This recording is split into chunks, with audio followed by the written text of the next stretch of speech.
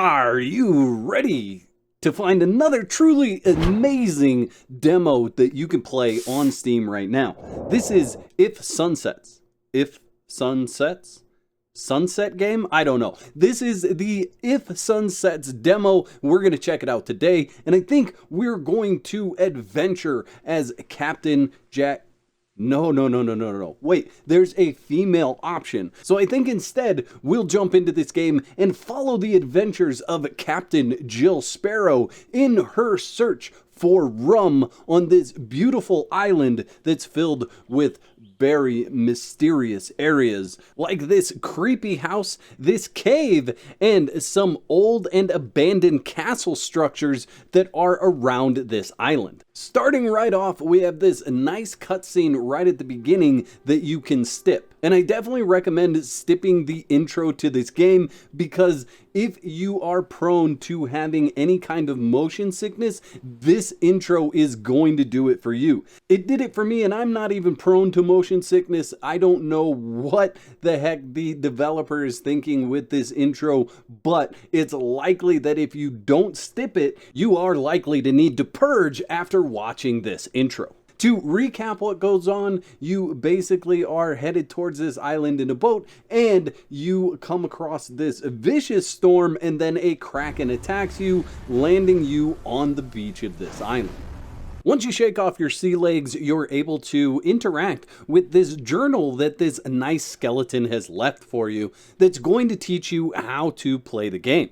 Throughout your gameplay, the journal will pop up and show you different things that you've discovered and give you missions to explore the island and to craft and build different things. Your first mission, should you choose to accept it, is to pick up these nicely marked rocks on the beach. In all reality, the tutorial doesn't last that long, and it does give you the basics for survival and building in this game. Now, I'm not sure that taking advice from a journal left by a dead guy is the best thing that we could do. However, it is what we have, and beggars can't be choosers. I do wish that he'd left a little bit of rum along with his journal and the pistol with a single bullet in it.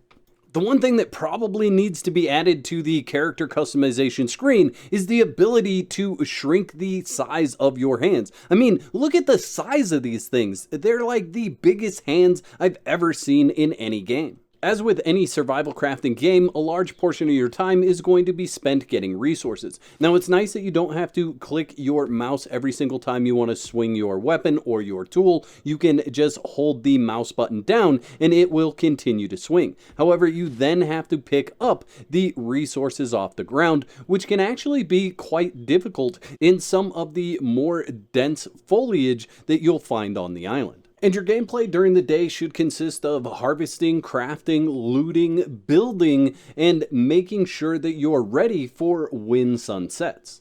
When night comes, the ambiance of this cute little island changes and becomes a deadly epicenter for these zombies to come and attack you in hordes and droves. Now, they do drop faded gems so that you can actually offer those to the flames that are around the island so that you don't get attacked for a night.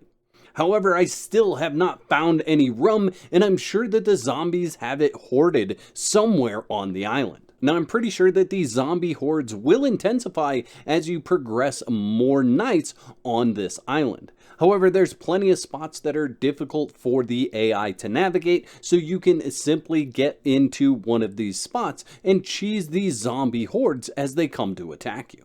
Zombies are definitely no match for your intellect and your prowess and the sheer fact that you have a brain that you can think with. Which is probably why they're coming to attack you, to steal your brain, do research on it, and become beings that are unmatched by the AIs that are out there so that they too can climb up on rocks and be able to attack anyone who invades their island. Since you're not a zombie and I'm sure you have a brain, you're probably already subscribed to the channel. But if for some reason you've forgotten to, go ahead and click that subscribe button, ring that bell, and join the 50,000 plus people that are already subscribed and enjoying my content. Now there's plenty to explore on the island. I feel like every time I turn around I'm finding another encampment from a previous civilization that left us loot so that we could survive on this island. It is actually quite a lot, as there have been multiple times where I've absolutely run past these encampments, didn't even notice them, and then when returning there was something that piqued my interest and actually led me up to these encampments. And a lot of the times, if you're searching around these diligently, you'll come across very valuable items in a treasure chest that may just be right around the corner from where you find an encampment. All in all, I feel like the exploration of this map is on a high level. It's really good, it's really fun to get around and look for things that are just out of sight. However, I feel like the map leaves a lot to be desired because it does not allow a lot of the function that we've come to know from other games. Now, I could see this map looking this way if I was drinking a heavy amount of rum, but since I'm not, I feel like this map is very difficult to use, and I pretty much don't recommend even opening it. As you scroll around the map, it can lead to some very awkward situations when you come out of the map view.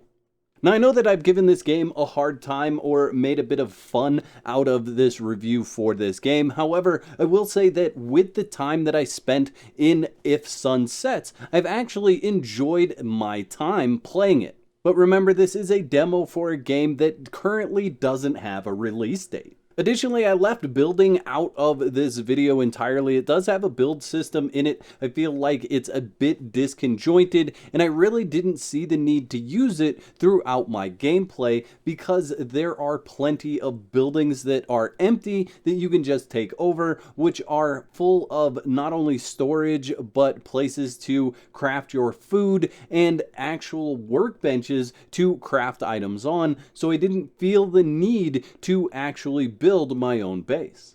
But the foundation, get it? The foundation for building is there. There's something in the game that will allow you to build, and as it progresses and gets developed, it should be much better than what I experienced in game while playing the demo.